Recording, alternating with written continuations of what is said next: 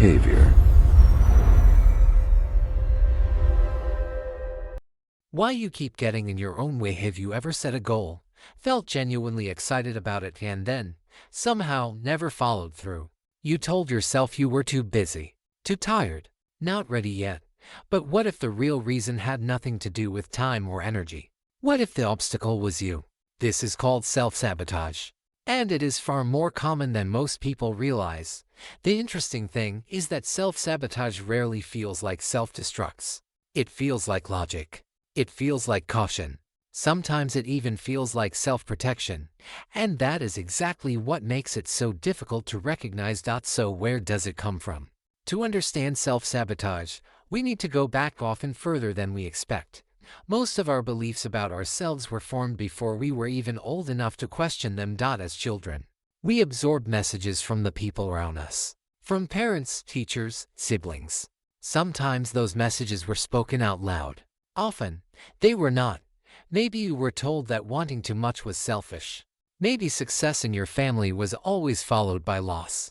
Maybe love felt conditional, something you had to earn by being small, quiet, or perfect. These early experiences shape what psychologists call the core beliefs, the deeply held assumptions we carry about who we are and what we deserve. And here is the critical part. When your actions start moving you towards something better, a new relationship, a promotion, a creative project, your subconscious mind compares that future to your core beliefs. If there is a conflict, the mind does not choose the future. It chooses the familiar, because the familiar, no matter how painful, feels safe. This is why people leave good relationships before they can be left. Why they procrastinate on projects they genuinely care about. Why they drink too much, pick fights, or suddenly get too busy right when things start going well. It is not weakness. It is not laziness. It is the nervous system doing exactly what it was trained to do, or protect you from the unknown. There is also something called the fear of success. This one surprises people. We assume everyone wants to succeed, but success comes with consequences that the subconscious mind finds threatening.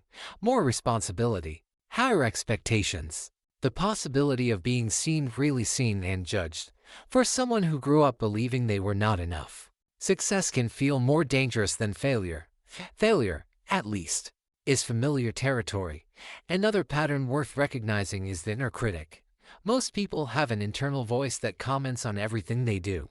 For many, that voice is not neutral. It is harsh, impatient, and relentless. What many people do not realize is that this voice was not always theirs. It was borrowed from a parent, a teacher, a painful experience, and then repeated so many times it started to feel like truth.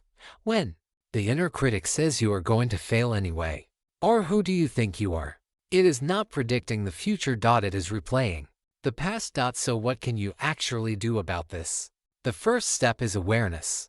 You cannot change a pattern you cannot see. Start noticing the moments when you pull back, when you make excuses, when something good is happening and you find a way to complicate it. Ask yourself, does this decision move me forward, or does it protect me from something I am afraid of? The second step is compassion, not criticism. Self-sabotage is not a character flaw. It is a coping mechanism that made sense at some point in your life.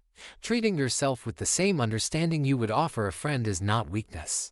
It is actually one of the most effective ways to begin changing the pattern. And the third step is to update the story. The beliefs formed in childhood were conclusions drawn from limited information by a mind that was still developing. They were never the full truth. You are allowed to revise them. Progress does not always look like moving forward. Sometimes it looks like pausing, noticing, and choosing differently, even in a small way. That pause is where change actually begins. So, the next time you find yourself getting in your own way, don't assume you are broken. You may simply be running an old program that no longer fits who you are becoming. The goal is not to eliminate self-protection. The goal is to make sure it is working for your present life, not defending you from a past that no longer exists. Thank you for watching. If this video resonated with you, subscribe to Neurovian for more insights into psychology, human behavior, and the patterns that quietly shape our lives. Thank you for watching. If this resonated with you, subscribe to Neurovian for more insights into psychology and human behavior.